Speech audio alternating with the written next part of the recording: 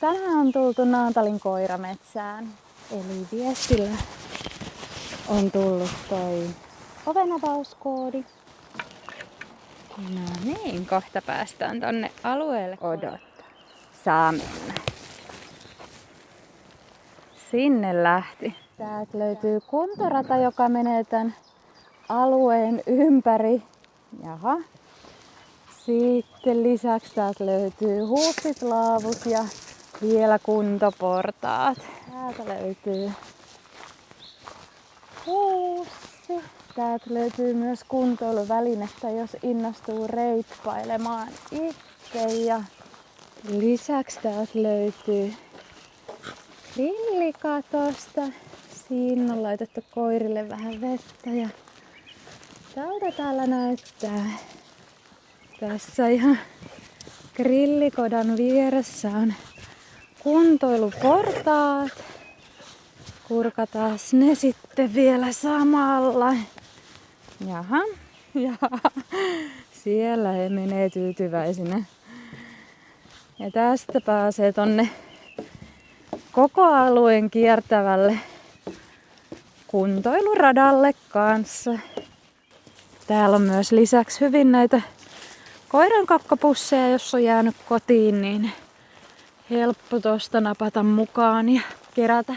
Lammikoita ei ainakaan tällä reissulla ole tullut vastaan. En tiedä, onko ne täytetty nyt hiekalla, mutta vesistöä täällä ei ainakaan pahemmin ole, jos joku lammikoita kaipailee tai ei kaipaile. Tässä paikassa on vähän vähemmän itse noita mettäpolkuja.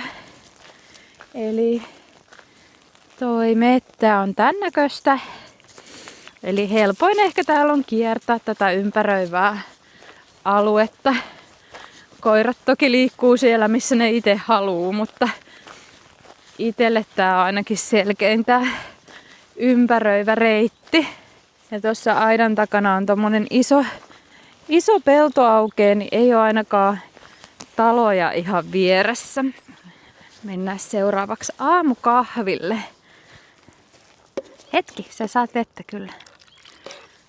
Noin, ole hyvä. Kiitos. No niin, sitten olisi juomatauko. Otatko vettä? Jaha, selvä. Siitä pieni aamupala ja kahvi mukaan ja aluetta kiertämään. Moi! Saanko mä nyt sen pallon vai enkö saa? Niin, se on kyllä elämän arvoitus. Se on kyllä elämän arvoitus. No huomenta päivää.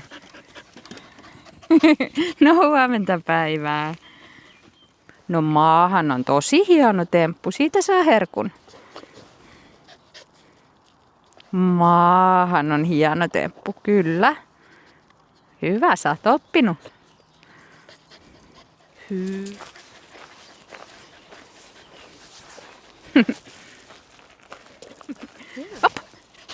Hieno hyppy. Alueella on hyvä muistaa, että tähän varattuun aikaan ei kuulu siirtymisaikaa.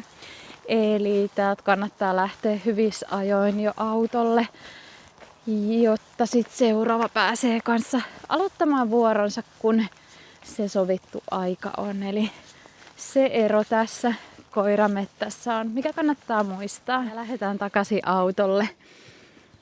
Tekee kyllä hyvää käydä aamulla juoksuttaa koiria ja sitten on vielä koko päivä edessä. Oot sä käynyt jo Naantalin koirametsässä?